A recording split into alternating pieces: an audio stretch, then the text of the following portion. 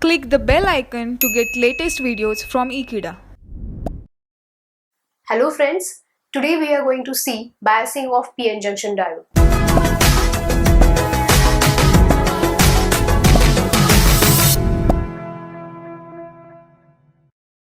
Now what do you mean by the term biasing? The biasing is nothing but the process of applying external voltage source to a diode. So we know that when PN junction get combined with each other, recombination and diffusion process takes place and depletion layer is get created. After some time, the recombination process is get completely stopped and no electron and holes crosses the junction. Due to which, when PN junction diode is unbiased, that means when we are not applying any voltage source to the PN junction diode, it is called as unbiased diode. So in case of unbiased condition, current flowing through the diode is zero. If we want to make the current to flow through the diode, it is very much important to apply external voltage to it. That means we need to bias the diode so that current can flow through it.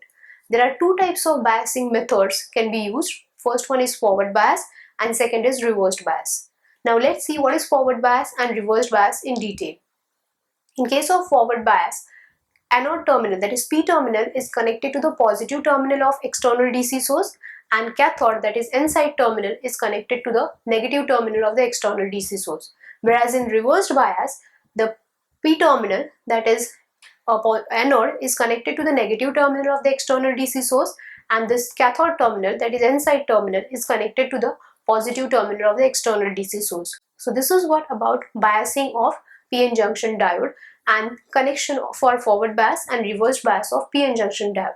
So thank you very much for watching this video. Stay tuned to Ekeeda, subscribe Ekeeda.